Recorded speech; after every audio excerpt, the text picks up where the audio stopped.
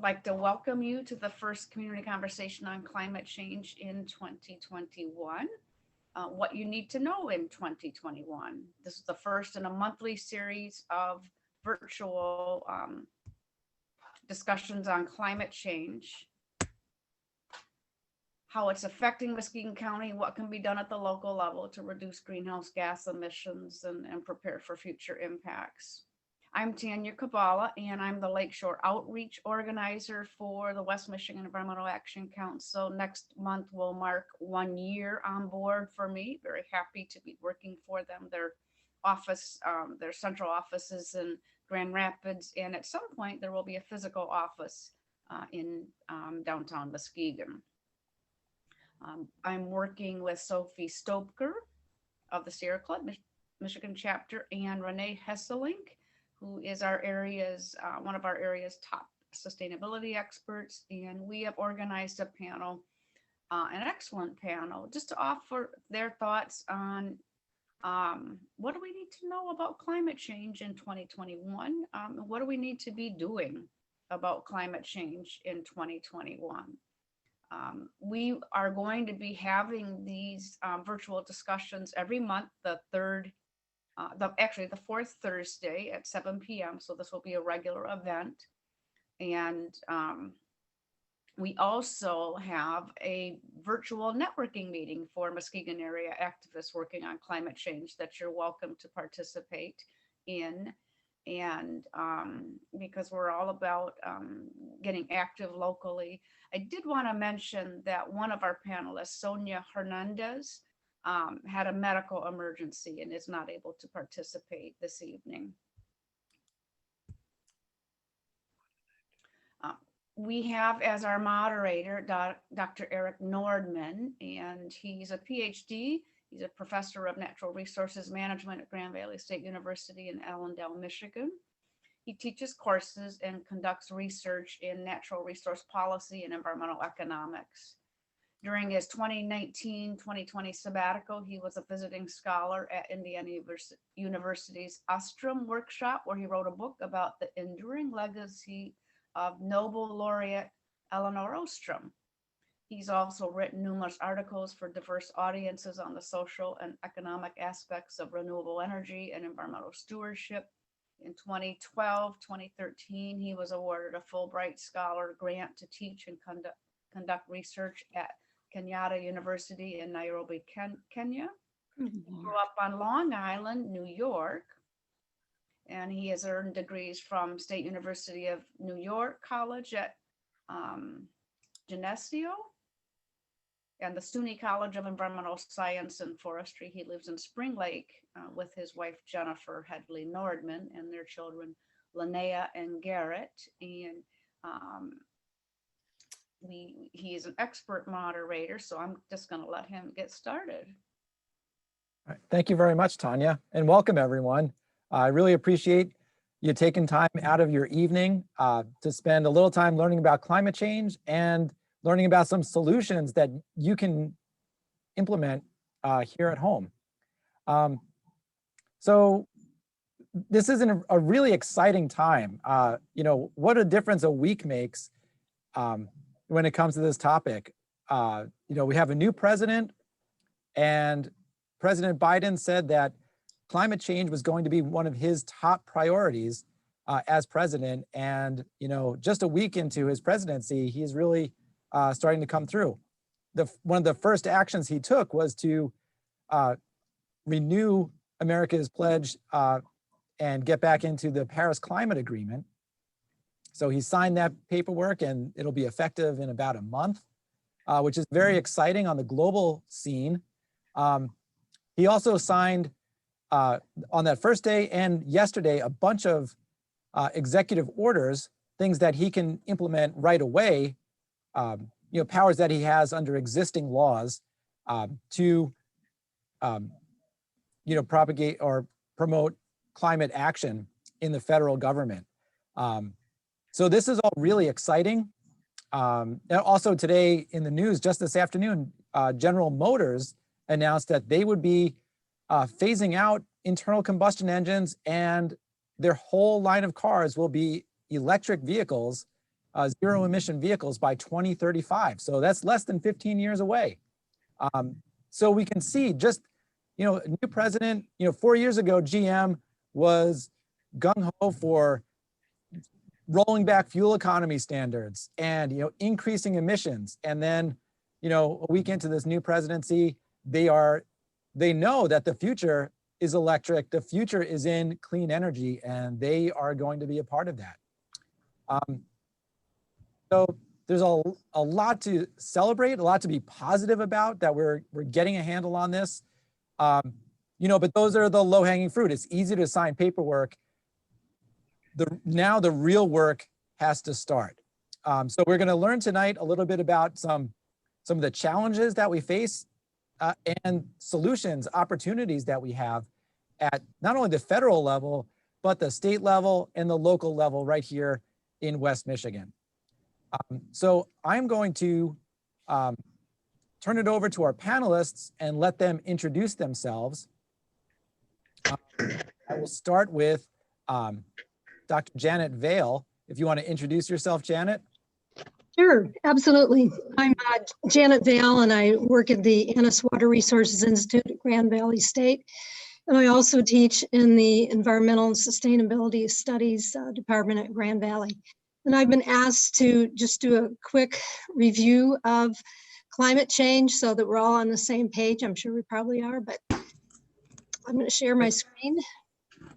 Oh, can I just introduce everybody first before you? Okay. Oh, you wanted that? Sure. Yeah, I'll just do a real quick introductions of who's going to be on the panel, then I'll come back. Hey, great. No problem. Sorry about that. Our other panelist is Aaron Ferguson. Would you like to introduce yourself? Hi, everyone. Good evening. I'm Aaron, and I work with the Michigan Department of Health and Human Services. I currently manage the Climate and Environmental Health Tracking Unit at MDHHS. And that unit brings together both the Climate and Health Adaptation Program and the Environmental Health Public Tracking Program. And I will talk a little bit about some of the health impacts and the public health perspective to climate change. Great, thanks, Aaron. Dr. Elena. Well, hello, everyone. It's really great to be here today. My name is Elena Lubimtseva. I'm a professor of geography and sustainable planning at GVSU. This is my 21st year. Time is running really quickly. And of course, I teach climate change. I also teach landscape analysis and green infrastructure. I teach a course on sustainability. I teach also physical and environmental geography. And my area of interest is really human vulnerability to climate change, and also planning, what can we really do? So today I will be talking a little bit about different solutions for climate change and just offering a conceptual framework, how we can think about solutions. Terrific. I really look forward to all of your presentations. So we're going to kick it off with Dr. Janet Vale, who's going to tell us a little bit about climate change and climate change science that's applicable here in West Michigan. Okay, so can somebody offer the screen share to me? Oh, down below. Look down below. No, I'm not sure that I'm allowed to do that. Oh. you should be. Wait, you should be able to go down below. No, I know. Oh, okay, got it now. There you go. Slow but sure. Okay. So, global warming versus climate change. Global warming, talking about your average temperatures, greenhouse gases, all that. Climate change, though, is a little bit more broad for concept. You're bringing various climate variables, precipitation, snow, wind patterns, extreme events. So it's a much broader aspect. Throughout the last years, the globalclimatechange.gov website has been very active, and there's ideas about climate change is the altering of temperature, precipitation, and sea level. So again, bring in the broader aspect. And they certainly have mentioned that climate is being affected by greenhouse gas emissions from human activities. Climate, though, is what you expect, weather is what you get. So oftentimes folks get these a little bit confused, but you can think of it as climate as the average of weather, and weather is what you happen to have in a particular day, or the clothes you have, or the clothes you wear. So climate then challenges you to think in long-term sense of averages of your daily weather. In terms of climate change, basically it all relates to the Earth's energy balance. So as we all know, the Earth receives solar radiation penetrating our atmosphere. This radiation is re-radiated off the Earth's surface as infrared rays or heat. There's gas molecules in the atmosphere that are absorbing these rays, and that is going to raise the average surface temperature. We talk about the greenhouse effect, the natural greenhouse effect, and you can see you have circled your greenhouse gases, and you have then the idea that solar radiation is coming into the Earth, but you do have this re-radiation that is trapped by the greenhouse gases. If you compare this to human enhanced greenhouse effect, we have higher concentration of greenhouse gases. So what happens is that a lot more heat is re-radiated back into the atmosphere, and hence getting the surface of the Earth and the ocean temperature increases, and less heat is going to space. Now, this is all pretty much common sense. Here we have John Tyndall in January of 1863 talking about the fact that doubling carbon dioxide is going to increase the temperature of the Earth. So this is nothing new. In terms of how the temperature has increased, we have various organizations, NASA, NOAA, Berkeley, so on and so forth, that have been tracking the global land ocean temperatures. And as you can see, we have rising temperatures, and it is, you know, a fairly dramatic rise. And this is since 1850, beginning of the Industrial Revolution. Some interesting things are the recent hottest years. As you can see, 2020 is either tied with 2016 or a little bit less in terms of what's happened with our average temperatures. And also note that all of these hottest years are within recent memory, that's for sure. Now, we've got some really interesting things that come to us by way of NASA. So here we have a time series. We have something from the 80s that shows dark blue areas that are cooler than average. And then 2020, the dark red indicates areas that are warmer than average.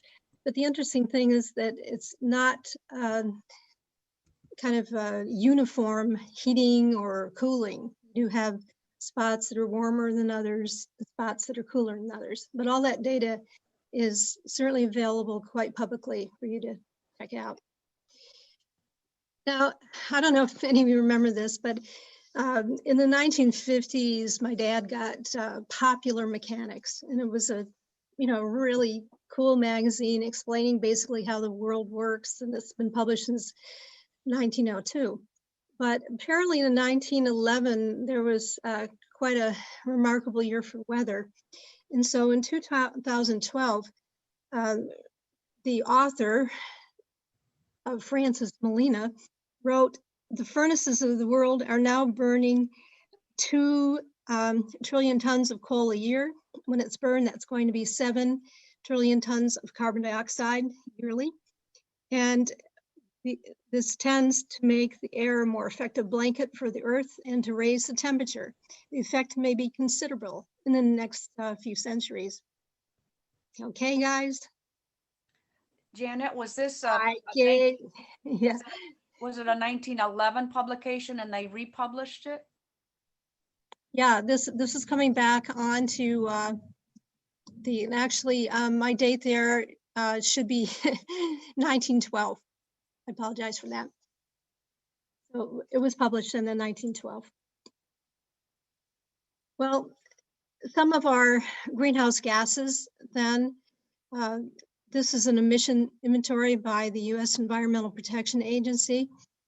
And this is what they're tracking. And they find, of course, 81% carbon dioxide, but there are other greenhouse gases that are being emitted as well that EPA is tracking. Now, I imagine most of you have heard of this, the Mauna Loa Observatory. And this is the famous Keeling curve. And as you can see, it started in like the late 50s and it's continuing. And as you can see, we've had a considerable increase in our carbon dioxide concentration. Mauna Loa isn't the only observatory for this increase in carbon dioxide concentration. There are others in the world as well, but this happens to be one of the longest records. And as of January 26, 415 parts per million.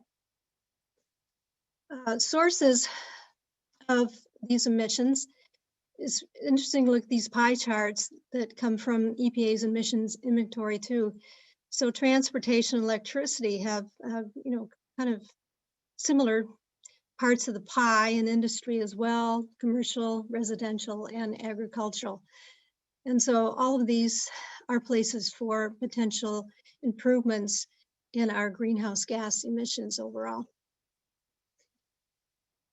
This particular chart, there's kind of an interesting comparison chart, like increasing temperature, increasing carbon dioxide, and then looking at increasing carbon dioxide emissions. And starting again, this time in 1860, you can see this dramatic increase in our levels of emissions. What this all leads to are potential climate change impacts. This is from EPA. And again, they're looking at the three main things: temperature, precipitation, sea level rise. But the impacts of climate change affect multi-sectors. Just about anything you can think of, somehow you can relate back to climate change.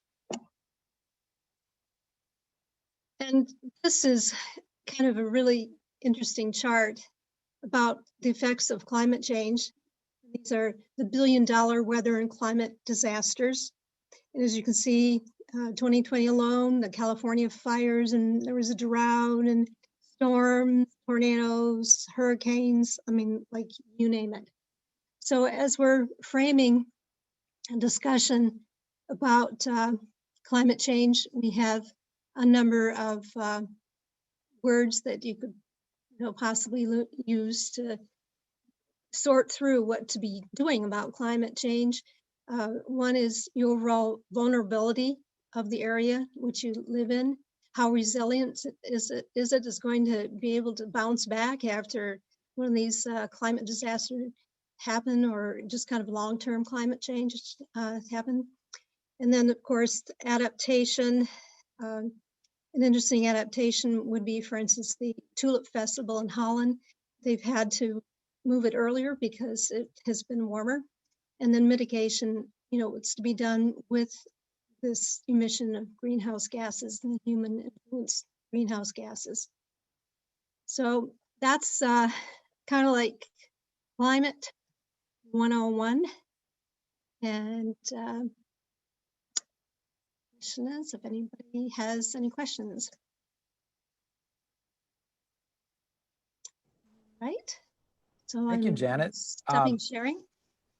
Yeah, if anybody has questions, you can use the raise your hand button. I think that's under, if you click on participants, you should be able to press the button that says raise your hand there at the bottom, and I can call on you if I don't see you actually waving your hand because my screen is limited. Or you can put a question in the chat box if you have any questions. So Delphine asks you, Janet, where does most of your information come from? And what are some good websites for us to look up?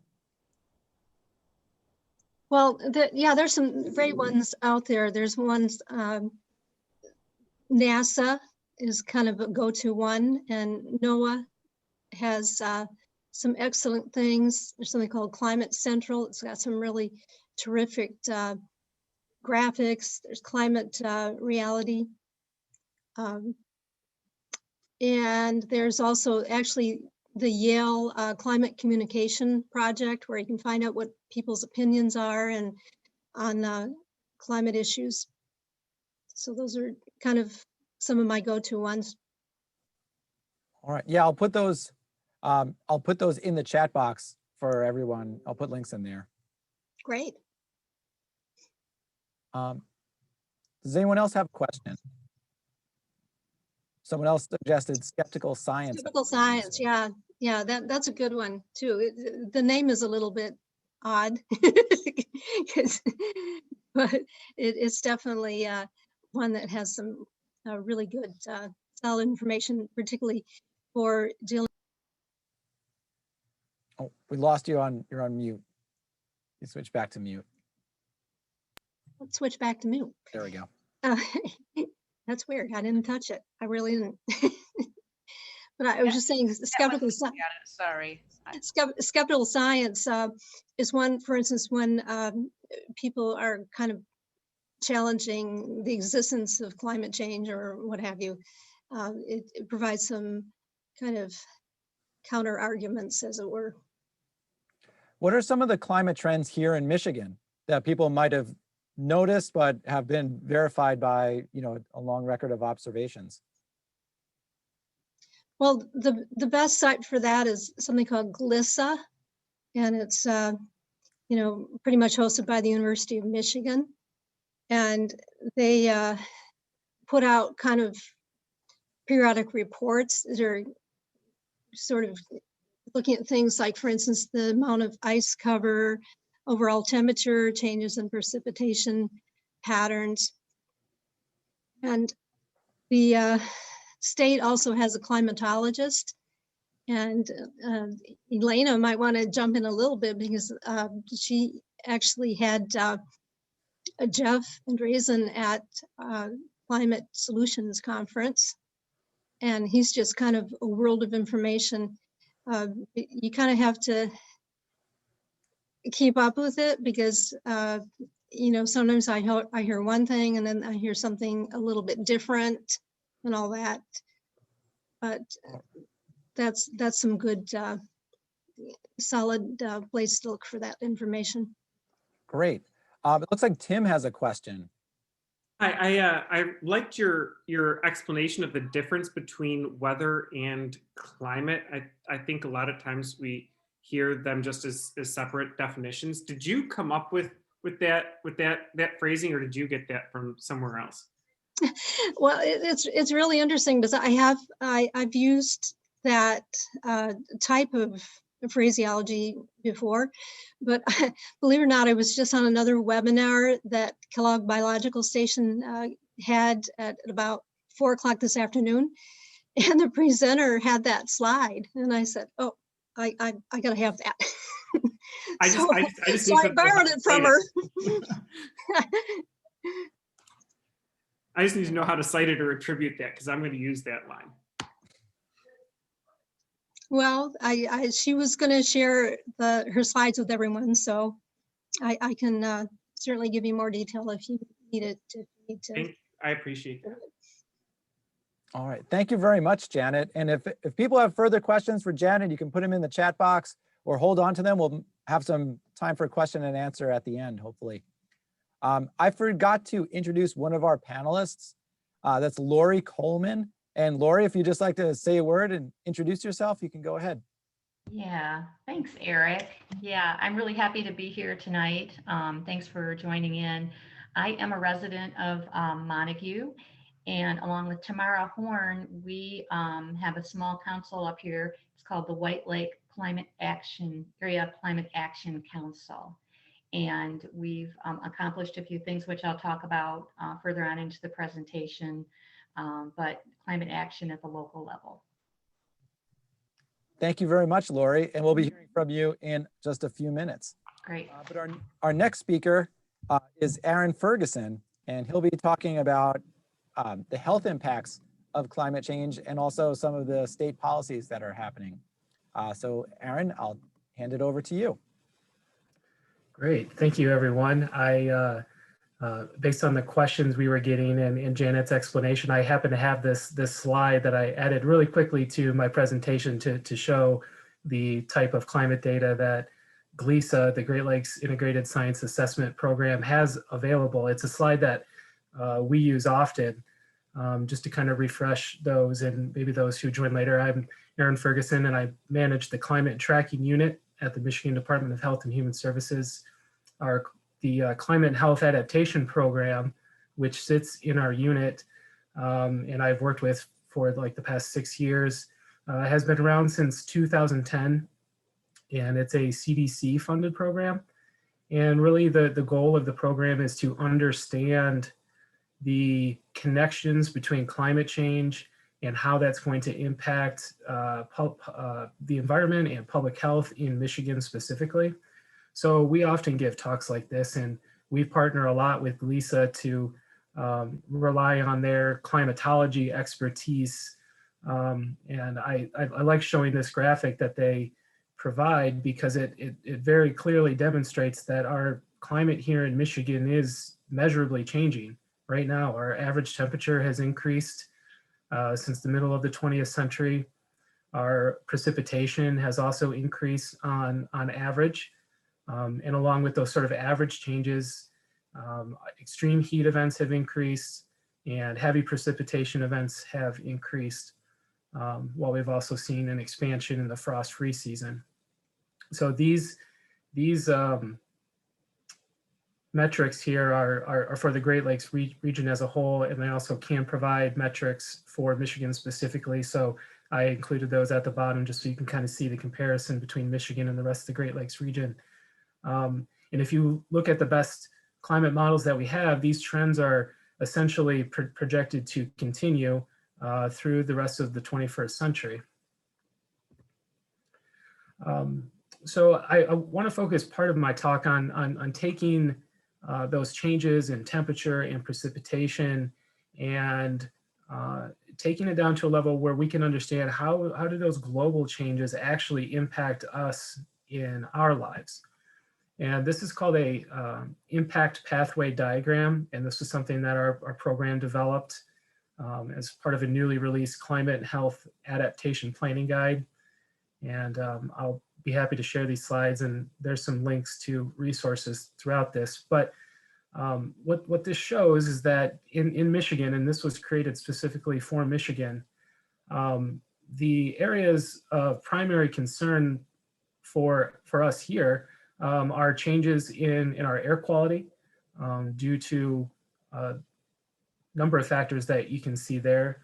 And that doesn't even take into account the air quality issues from the combustion that is releasing the carbon emissions in the first place. So there's certainly health impacts from those emission sources. Also, some of the interesting things to note is potential expansion in wildfire season as we experience more potential drought during the summer, because seasonally we are expected to potentially decrease in precipitation during the summer months and increase in precipitation in other months.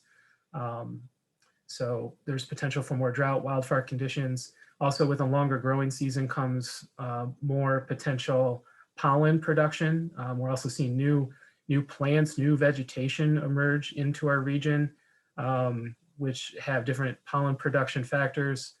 And with the longer growing season, that has the potential for more allergic reactions. So the main indicator from a health perspective that we look at in Michigan is cases of asthma. And so all of those changes in air quality can lead to impacts in asthma. And that's one of the issues we're monitoring here. Another is an increase in extreme weather events, sort of broadly. And in this case, that includes both more heat waves and more heavy rainfall events and storms. That leads to a number of potential injury and exposure issues. I think in this category, we would also consider flooding impacts. And most know just from watching the news that Michigan has experienced some major flood events, hundreds of millions into the billions of dollars of damage across the state, from Southeast Michigan in the Detroit area to Midland this past year to Houghton in the Western Upper Peninsula a couple years ago. And they aren't just one-off events, they're happening regularly. And even more minor flooding is happening more regularly. So that's of course having an impact on our infrastructure and what our community infrastructure that's been in place for a long time is able to handle. That also brings with it some mental stress, some mental health impacts. This idea that we're going to continue to see these types of issues weighs on people, especially if it's something that your specific household is having to deal with regularly.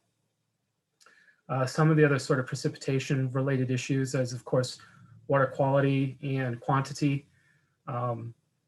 Most are probably also familiar with the large algal blooms that happened in Lake Erie and that impacted millions of people that get their drinking water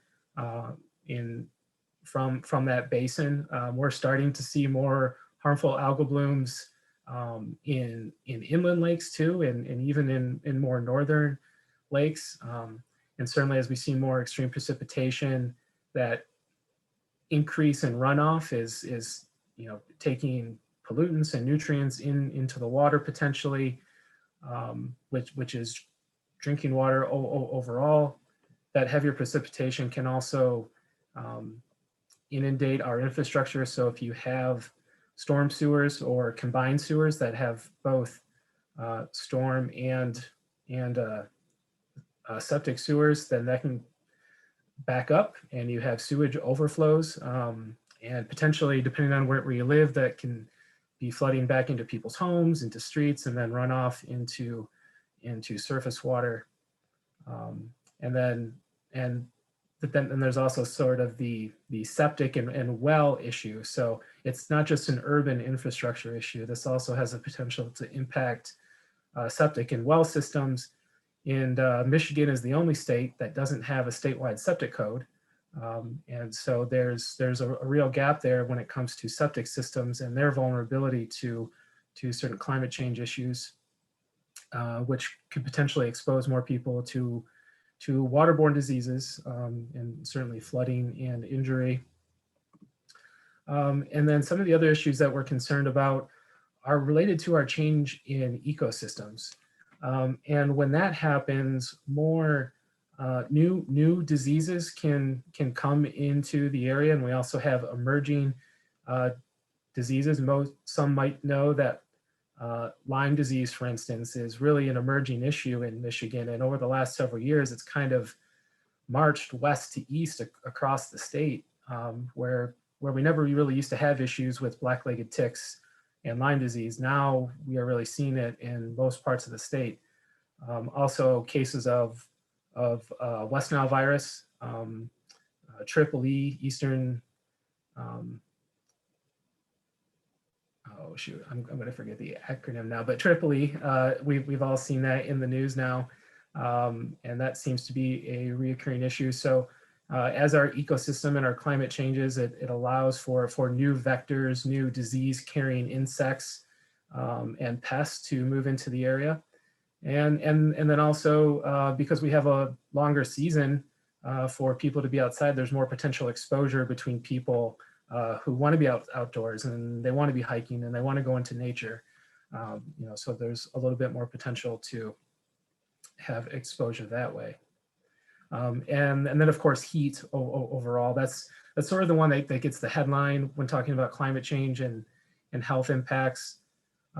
Michigan doesn't have as much of an issue as certainly as someplace like Arizona, but it does happen here, especially in urban areas that have an urban heat island effect. where those hard surfaces are trapping more of that heat, and that can cause health issues. But we try not to just focus on what the impacts are.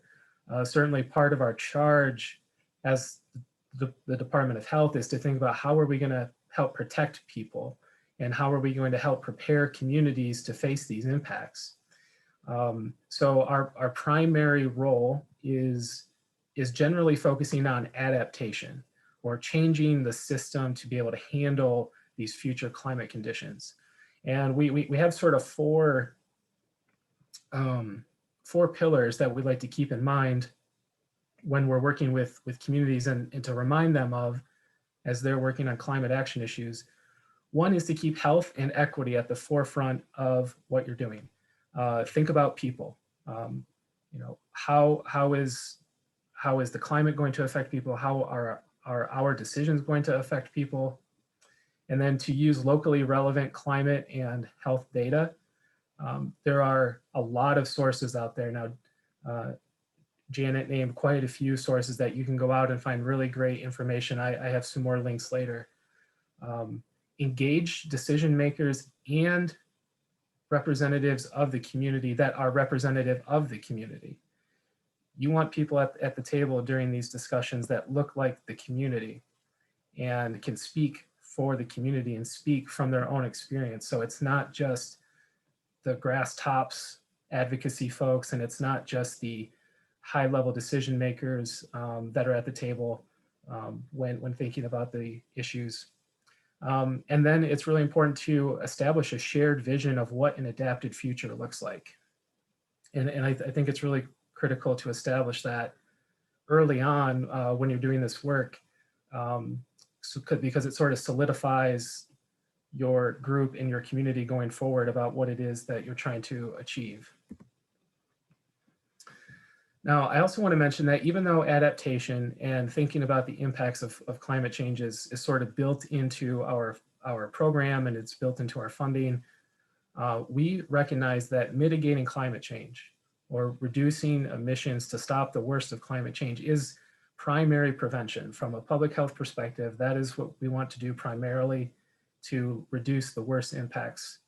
And we've been fortunate enough now to partner with our friends at the Department of Environment, Great Lakes and Energy in their Office of Climate Energy. The governor early on in her administration created that office when she reorganized EGLE.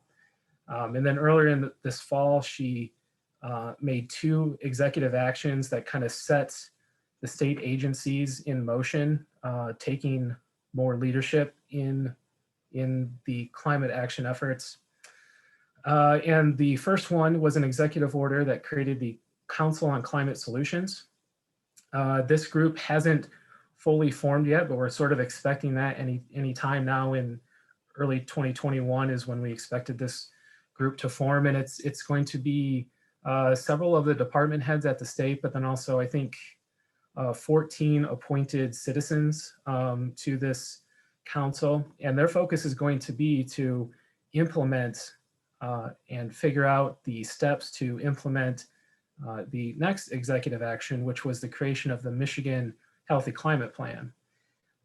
And the sort of top line message of that plan was that Michigan will be carbon neutral economy-wide by 2050.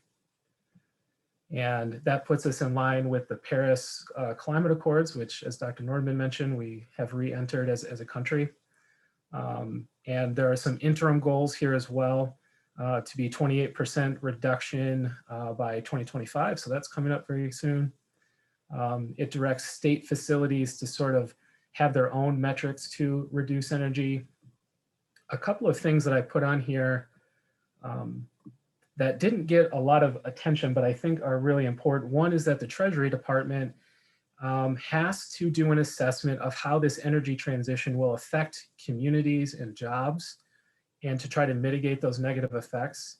And I think that's really important. We hear President Biden talking about that with the Keystone Pipeline shutdown. They're automatically talking about how are we going to replace those jobs. It's not just we're shutting you out of this process. And so Governor Whitmer is also thinking about that. And then the other thing too is that the Michigan Public Service Commission is now going to be required to assess utilities plans based on how they will achieve that 2050 goal, what the health impacts of those plans are, and in environmental justice ramifications. And until this, the MPSC actually could not include health as a direct assessment in these plans. So that was a pretty big deal. Here's some information about Dr. Brandy Brown. She's the climate and energy advisor, sort of my colleague and really the go-to in the state for climate and energy issues and leading the charge for the governor. And these are some links that I encourage you all to check out if you have interest. So with that, I'll stop for questions. Thank you, Aaron. That was fantastic. And we'll make sure that everybody on this call gets a copy of this with all the links and everything that are active. I know the chat has been pretty lively. There was one question that I saw for Aaron in here early on. Oh yeah, about, so this is Gary says, what if any positive impacts of climate change could be happening in Michigan tourism or agriculture or to the people of Michigan, as well as the negative impacts? So we know that, well, you went over all the impacts of, that harmful to human health and businesses and things like that and the environment. But if it's getting warmer, what are some of the benefits of warming climate here in Michigan, at least in a northern state? Yeah, there's certainly some potential benefits. If you have a longer growing season, that could be beneficial for agriculture.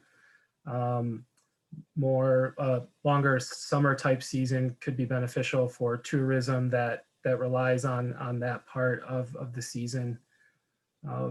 I think the point to drive home is that climate change itself isn't inherently positive or negative. For us, it's really the systems that we've developed and how our economies and our societies have established based on the climate that we're used to. And we're shifting so fast that that's really where the negativity comes in. So we have to adapt to what that new normal is going to be, while we're also trying to slow down that change so we can, or stop that change so we can catch up to it. So it's not that there won't be opportunity. Certainly from an economic perspective, there's a lot of opportunity when it comes to clean energy jobs and building sort of around that new economy and innovating. And we don't want to lose sight of that, but it's more of a matter of can we do the work to position ourselves so it's not, so we aren't feeling the most negative impacts. Great, thank you, Aaron. That's a great answer. Tim has a question. Thank you.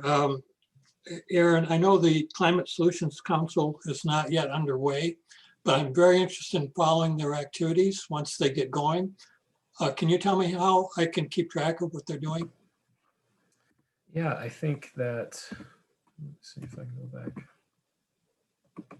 back. On this slide, if you go to this link, the michigan.gov/climate, that's the climate and energy webpage, and it sort of describes in more detail what Eagle is doing and what the governor has done with her executive orders.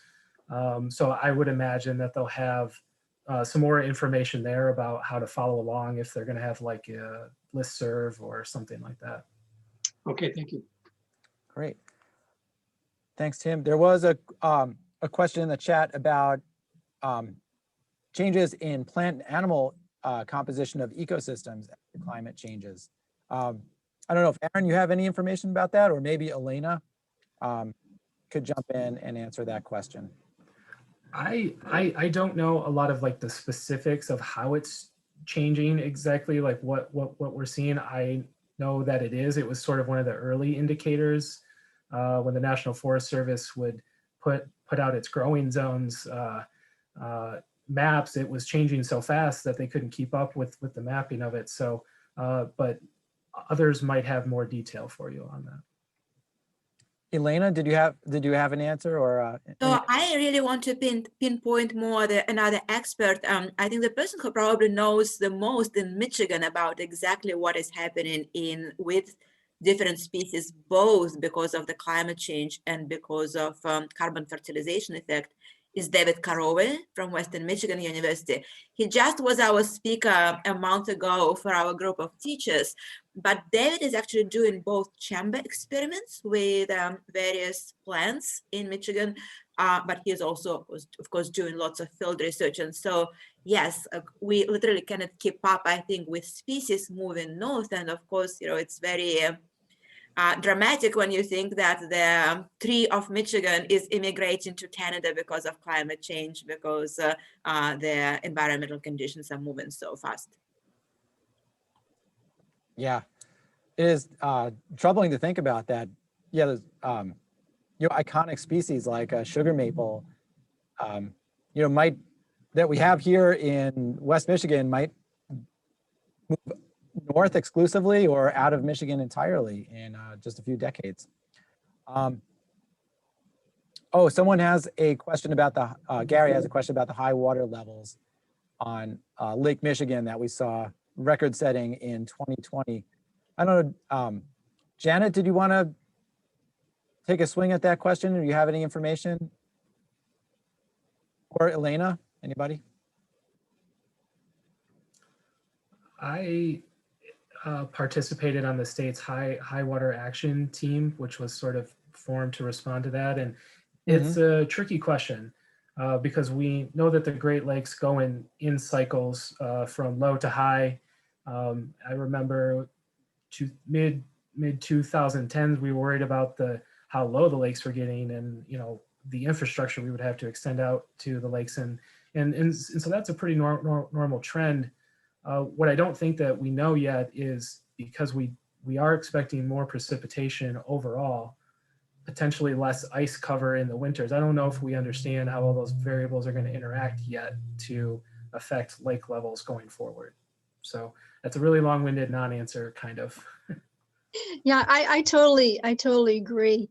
And, the lake goes up and the lake goes down, and you could look Army Corps of Engineers information on that. And it just seems to almost have a mind of its own.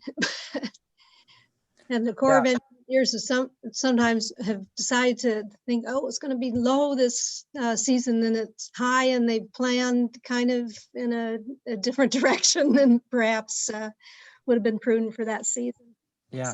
So, Lori, I'll let you have the last word on this, and then I'll turn it over to you for your presentation. So thank you very much, Aaron, for sharing your expertise with us. And Lori will take a crack at that question and then give her spiel. Okay, sorry, I didn't want to drag on, but I don't have the exact facts, but the research that we received is that the lake rise from 2016 was the highest ever. And that figure equaled all of the lake rise since the early 1900s. So there's a graph that shows you that, yeah, there was an anomaly and it did go up, but then boom, from 16 till now, it is at the highest it's ever been. So that was my 2 cents. So you want me to go next? Yes, yeah, you can go next and talk about some of the local impacts and opportunities here in West Michigan. Great. Get my desktop up here. Okay, so as I started out, really excited that you're all here. This is such a important topic. Again, my name is Lori Coleman. I have lived in Montague, Michigan most of my whole life. I'm a mother, an artist, a grandmother, and my co-lead on the White Lake Area Climate Action Council is Tamara Horn, and she lives in my sister city, Whitehall. She's a horticulturist and she works at a local company here in Montague. She also interned with WENIAC, I think last year. So I'm going to go into my next slide here. So our community, if you're familiar at all with Montague and Whitehall, we are connected by a bridge. Our White River and White Lake flows through it. This is a picture of the high water on our Montague side. And for the last 2 years now, the main thoroughfare through our two towns has flooded, closing transportation between the two, just to give you an idea. So last spring, this is how we got together. So last spring, Tanya Kabala with WEMIAC invited us to a book discussion, The Future We Choose, Surviving the Climate Crisis with Christiana Figueres and Tom Rivett-Carnac. And if you haven't read this book yet, you want to understand the big picture, I would strongly recommend it.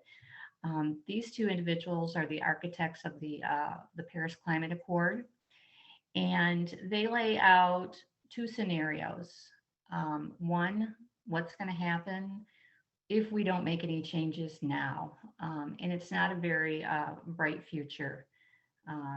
We've talked about some of the science here so far in this presentation, but it's pretty frightening. And if you think about, we may not be here to see this, our kids and our grandchildren certainly will be. It's a very empowering book. So the next scenario is, what happens if we make these changes and we focus on green energy and sourcing our food locally and different things, and what a great future we can have. And then they move to a call to action and talk about the things that we can start doing right now on a larger community, societal level. And then at the very end, how individuals can respond. So we were pretty charged up after reading the book. And Tamara and I talked about whether we should start a group in White Lake, because we had a number of people interested. So we got together and kind of did some planning and decided on our name. And we had a handful of members with our goal to help the community reach net zero by 2040. And that would look like educating and getting other people involved, like we've been involved. We're really small, but we're focused, and we're stubbornly optimistic. We think that we have the will to do this. So in September, Tanya and I and Tamara, we attended the Climate Mobilization Project training. This is an organization that started back in 2014, and it was in response to there were climate protests and awareness events going on. So they've been in existence since then and took us through the things to do.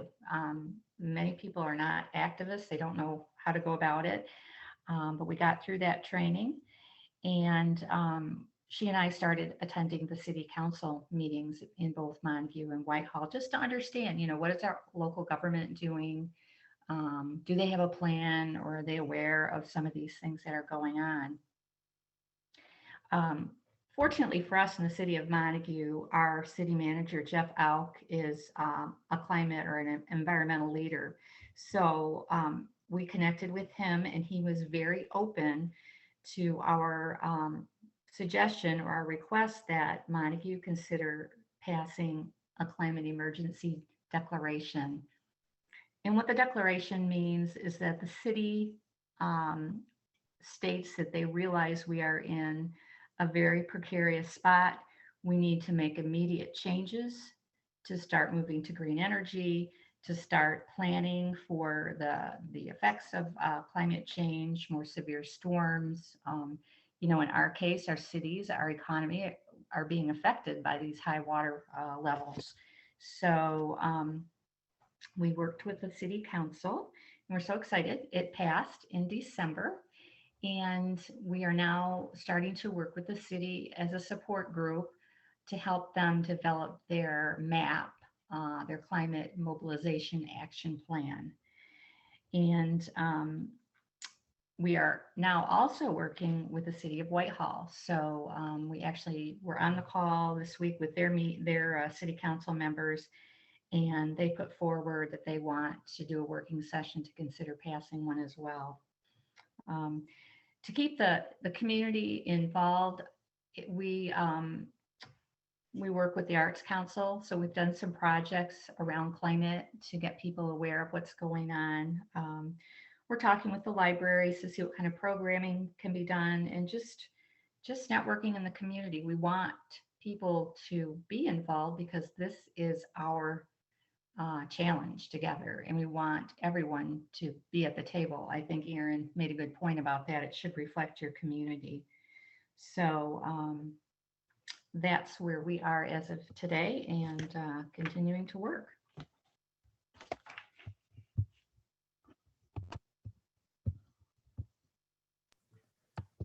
Thanks a lot, Lori. That was really great. It looks like we have a question from Tracy. You have to unmute yourself, Tracy Dobson, and then you can ask your question. I think you're still on. There we go. There we go. I was involved with the Earth Summit process in the early 90s, attended the Earth Summit and some of the follow-on activities in the 90s. And I just have to say that what Lori and Tamara are doing here is precisely what the Earth Summit urged and envisioned and hoped for. So this is fabulous. Congratulations to you. Forge ahead. Thanks, Tracy. Laura has a question in the chat box that asks, where is Montague's electricity provided from? That's a good question. We had a consumer's plant in Muskegon that provided our electricity, and that was shut down over the last 10 years. So Tanya, you might be, I wish I didn't know that, but I don't. It actually was not, it was not a community owned utility like in Grand Haven and Holland. So we had a facility, we had a power plant, but it was not ours and it was not necessarily providing our electricity. I did want to mention that the city of Montague's climate emergency declaration, that it's the first city along the lakeshore that's done that. So it's quite a, that's quite a big deal. Thanks for clarifying that. Yeah. Were there questions? Anyone have a raised hand in the participants? Tim, did you still have your hand raised, or was that from before? Actually, I could make some more comments. I'm in Kalamazoo, and I'm sort of unofficially representing the Kalamazoo Climate Crisis Coalition. And there seem to be a growing number of similar groups around the state. There's one in Grand Rapids, I know, and so on, and several others. So I'm wondering if, and I know Elena has her group at GVSU. I wonder if there's any effort underway, particularly maybe managed by the Michigan Climate Crisis the Michigan Climate Action Network, to kind of get all these networking groups network together. That's a good question. I think Anybody you're have going to an see more groups coming forth like ours, for sure. Mm-hmm. Oh, and I also wanted to say, just either yesterday or the day before, the city of Portage passed a climate emergency resolution. So that it goes along with Kalamazoo County, Kalamazoo City, and Kalamazoo Township, who have also done so. That's great. A lot of progress being made at all levels here in Michigan. Gary had a question about arts and climate change. Are there any arts groups and using arts to communicate climate change in West Michigan? I was actually involved in an arts program several years ago. I was the technical advisor on it, but a dance professor from the University of Michigan put together like a dance ensemble to talk about renewable energy. It was called Into the Wind. And it was a dance ensemble with music and sounds from like wind turbines and manufacturing facilities all kind of put together. It was really interesting. I don't know if there's anything else, Lori, that you wanted to share about arts. Yeah, with the arts thing, I mean, we know that, not a lot of people know what's happening. I mean, they know because they hear it in the announcements with the new administration in, but some of it is very unsettling and hard to digest. And we thought that by connecting with the Arts Council that people can express themselves and understand their world around them better through art. And we thought that would be a good avenue, and our art center was super welcoming to the idea, and we think there are a lot of possibilities. We'll probably continue partnering with them. Great. I think that's a really effective way to reach a lot of different audiences. And Mhm. thanks a lot for doing that. Thank you. So we're gonna move on to our next speaker.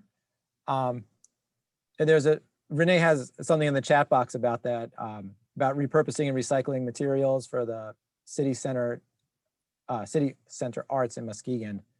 Is gonna have a show about that. So thanks, Renee, for sharing that. So I'm gonna turn it over now to Elena, who's gonna talk about some solutions. Let's end this on a positive note.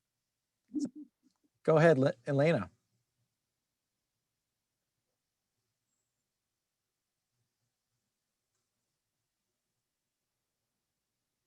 Let me start sharing. Make sure okay. Can you all see my screen? We see all your slides at once.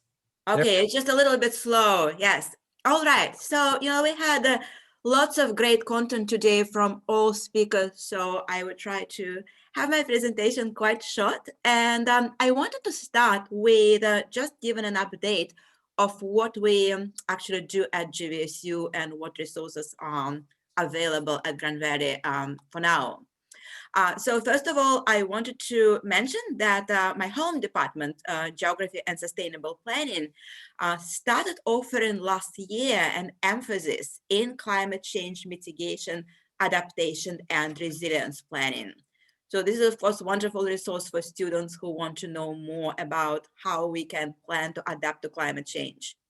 And together with Janet Vale and together with Eric Nordman and several other GVSU faculty, a couple of years ago, we also started GVSU Climate Change Education Solutions Network. And many of you probably attended some of our events, and we are hoping to be more active this year again. Also, together with Janet Vale, I coordinate Michigan resources on climate and land change education project. And this is the program for Michigan teachers, which is currently funded by Michigan Space Grant. And we are hoping that we would continue beyond this year. So the website actually has lots of information for teachers, but also really for anybody else who is interested in climate and land solutions. So instead of giving facts today, I really was hoping to have a little bit of conversation with all of you about what are solutions for climate change and also what are different ways how we can think about those solutions and what are potential tensions and what are potential synergies here in Michigan and here in Muskegon.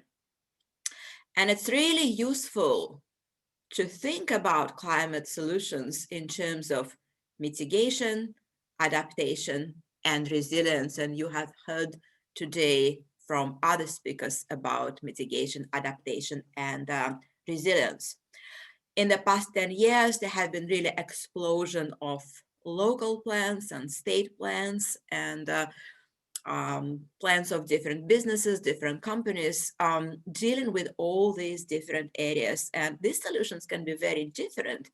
And on the surface, we might think, well, whatever plan we do, it's always good. But if we dig a little bit deeper, we understand that integration between these three is really, really important for continuity of any of those solutions. So just as a refresher, climate change mitigation solution is everything that we do to reduce the concentrations of greenhouse gases in the atmosphere. So this can include cutting emissions, of course. This can also include the sequestration.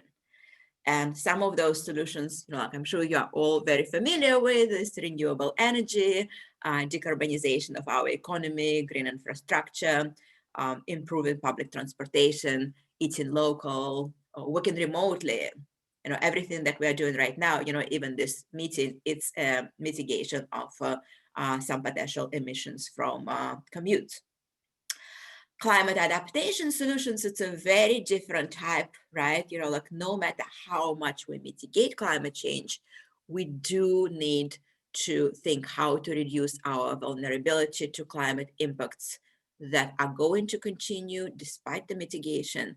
But we also, as someone pointed today, we also need to think about how we can use certain climate benefits that are specific to our area. And so as you can see, there might be some overlap between mitigation and adaptation if you think about local renewable energy or development of microgrids or green and blue infrastructure or local food systems.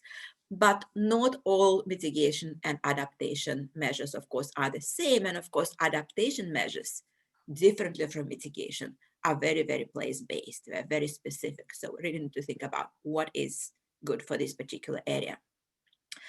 And sometimes there is confusion between what is really resilience planning and what is adaptation planning. So community resilience is a much more general term, and resilience is really about bouncing back, right? It's a term which is coming from ecology. And when we think about community resilience planning, we are talking about building community that can bounce back from all these climate impacts when adaptation is not fully working, when mitigation is not enough to stop climate change. And those are all kind of solutions that make our communities stronger. So we can talk about equity, we can talk about diverse economy, we can talk about education, we can talk about retention of our businesses, we can talk about civic engagement. Now, sometimes, as you can see, those climate change mitigation, adaptation, and resilience solutions go hand in hand, such as local renewable energy or local food systems. But sometimes there might be possible tensions, and we really need to think of them from the start when we are developing, for example, climate adaptation solutions that are also very energy intensive. And the simplest example is expanding air conditioning capacity, or when we invest in green infrastructure, but we forget about green gentrification, when marginalized groups of population can be displaced as a result of these very well-intended measures. So my point is very simple, that we must think about climate change mitigation, climate change adaptation, and climate resilience at the same time. Those are not separate plans, that they must be integrated. And unfortunately, this is not happening yet. So this is a map of various plans that we have right now in Michigan. So there are about 30, slightly over, different local plans by different communities thinking about climate change, but thinking about climate change in somewhat different ways. So there's a number of cities who have climate adaptation plans. There is a number of cities who have climate action plans or energy plans dealing with mitigation measures. And there is a number of communities who are dealing with climate resiliency plans. In fact, we have only 3 cities in Michigan who have more than one. So, Grand Rapids is one of them, Holland, and Detroit. There are only few cities who actually have both climate change mitigation and climate change adaptation, or some other variety.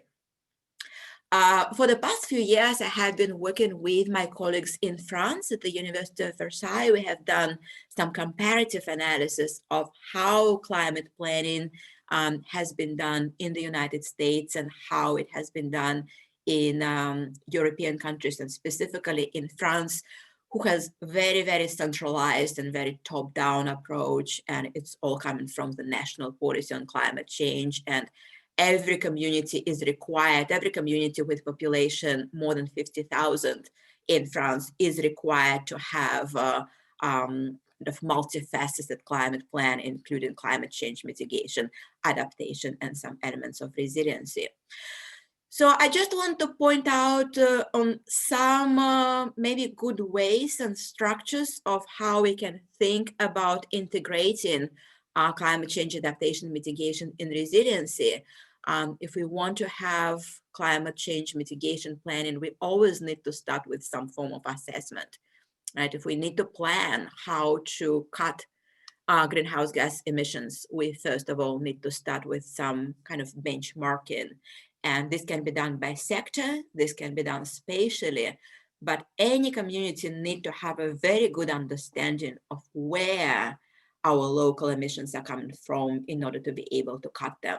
And we also need to have very good understanding of what is the cost of it and what is the timeline which is realistic for this community.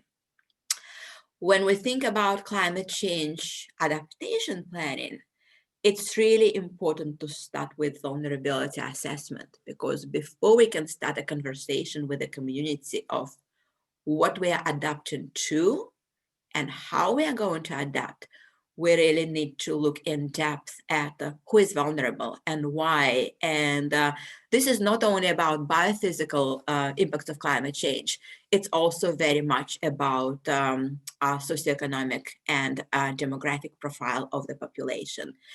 Because different cities and even different neighborhoods within the same city have very different assets, they have very different resources, and this is why they have very different sensitivities and very different adaptive capacity to the same impacts of climate change. So this is something that we absolutely need to think about as we're framing for those conversations. And finally, with resiliency planning, that needs to be integrated with adaptation and mitigation planning. We also need to start with the resiliency assessment of the socioeconomic situation in every single community. And it doesn't have to be done necessarily in the same way, and it doesn't have to be done in each community following the same template, because every city is unique and every city is dealing with their own issues. But all this needs to be somehow mainstreamed and integrated. And as we are framing conversations about climate change, it's important that these climate plans that start mushrooming all around the world and around the country and around Michigan, it's important that they don't remain just the ad hoc initiatives. They need to be linked. They need to be integrated. They need to be iterative. They need to move forward and inform master planning, green infrastructure planning, and all other different aspects of community development and community planning. So with this, I really wanted to ask you, what do you think about what are specific climate mitigation options in Muskegon, and what are specific climate adaptation options in Muskegon, and what are community resiliency options that are specific to this community? Thank you. Thank you very much, Elena. Yeah, so let's open it up for some conversation here. We have, so 47 people out there. Would love to hear from many of you. If you've been quiet, what are some of the key issues that you're looking at in, Muskegon County or on the lakeshore?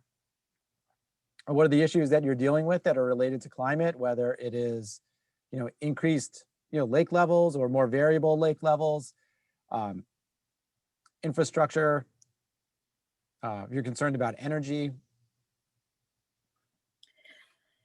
And there's really lots of synergy here, but we also have to be aware that there might be possible tensions. One of the questions today was, what are potential benefits of climate change? Well, there are some potential benefits for climate change here in Muskegon with Lake Michigan not freezing anymore. So the role of Muskegon in terms of the network of transportation in Midwest is going to be fundamentally different during the next years, right? All the traffic that was going around the Great Lakes on, big semi-tracks, it can be all now shipped across Lake Michigan between Chicago and Milwaukee and Muskegon. And Muskegon is a deep water port. So one of the kind of positives of climate change specific for Muskegon. Now, what are the negatives? We all know we hear a lot about negatives. So what are your thoughts about it? How we can use information, about climate models, how we can use information about climate impacts to inform ourselves and use this information as we want to develop our community, kind of being informed by data on climate. So any thoughts? Renee put something in the chat box about affordable housing in the city of Muskegon, and that's a really important issue. And how can we make those homes low impact? I know there were some initiatives several years ago about energy efficiency, putting solar panels on some homes around Muskegon. So I think there's slowly things happening, but clearly we need to ramp that up. And Tanya wanted to chime in. We're getting low on time. In Habitat for Humanity in the Grand Haven area, they just electrified one of the homes that they built. So it's completely electrified, and they're looking at electrifying the homes going forward. So that's kind of an exciting thing to look at. Yeah, I think that brings us to some closing things. Tanya wanted to kind of wrap up with some 3 take-home messages of what people can do, and I think we've touched on a lot of these. One of them, the big one, is electrifying everything. So if we're going to solve the climate crisis that's caused by burning fossil fuels, then we need to stop burning fossil fuels. It means we got to electrify everything and generate that electricity from renewable sources. So in your own homes, you can think about what are the things that run on fossil fuels in your own home? Like, we got a new dryer, a new washer and dryer recently, and we chose to go with an electric dryer. We had a natural gas dryer, we moved to electric. So, just when your appliances start to, end their useful life, think about, well, how do we electrify this? We're electrifying transportation. Like I said, General Motors is going to build their whole fleet all electric, zero emissions by 2035. Consumers Energy is looking to wind down their coal-fired power plants, and they'll have 80% of their generation will be renewable, I think, and carbon-free by 2040. So electrify everything is one of the big take-home messages. And we need to do that at all kinds of scales. Another take-home message is that there's no panacea. There's no one solution that's going to make this all happen, right? We absolutely need businesses to be involved. And some of them are stepping out ahead of policy because they want to, one, they want to be able to shape policy, but they also recognize that this is an opportunity. So GM, Consumers Energy, Steelcase and Herman Miller have been very active in this area for a long time in the furniture industry. So we absolutely need business and markets to develop for green energy, for these electrified solutions. We still don't have good solutions for home heating if we're going to electrify that. That's an area that needs a lot of work. And the private sector is going to do a lot of that and deliver those solutions. But the private sector can't do it alone. We also need public policy. We need regulations to, bring those laggards along. GM is great, but we've got a lot of other car companies, and we've got to make sure that they are on board as well. So we do need regulations. And there are things that the market isn't going to provide. So it's an opportunity for the government to provide those incentives and sometimes those services directly. So we need public policy and regulations. But the third piece that often gets overlooked, and I think that Lori and Elena really highlighted, is the role of collaboration. That we have civil society, robust democratic grassroots movements from the bottom up, working at local levels to resolve local problems. But then, as Elena said, being connected to what's happening in the county and other communities, what's happening at the state, what's happening at the federal level. right? So collaboration can really fill the gaps in between, what the markets are doing well and what they're missing, what policies are doing well and what they're missing, and collaboration can, be a third way. So I think those are really some good messages that you guys picked up on and did a great job explaining how we are doing that here in West Michigan. So we're just about out of time. I'm going to turn it back over to Tanya to close it out. Thanks a lot, everyone. Thank you very much. And actually, I'm going to turn it over to Sophie, who's going to give us our final remarks here. Well, thank you so much to our moderator and to the panelists. This was such an informative conversation, and it is also one of the beginning pieces to the puzzle. I think it is so crucial to continue to have these conversations. As you can see that Tim put in the chat, we have so many different ways that you can get involved locally, but who's to say you can't start your own coalition?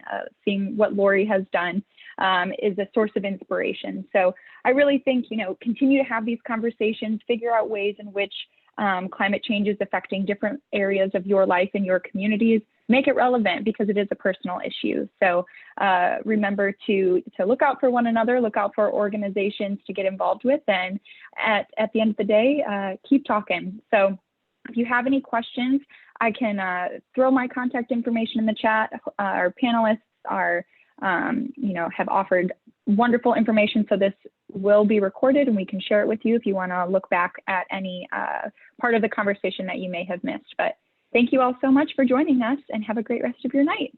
Thank you. Yep, I just want to mention, we will send you an email with the link to the recording and also to encourage continued networking and action. So, and thank you very much, Eric, and everybody. So. Thanks, everyone.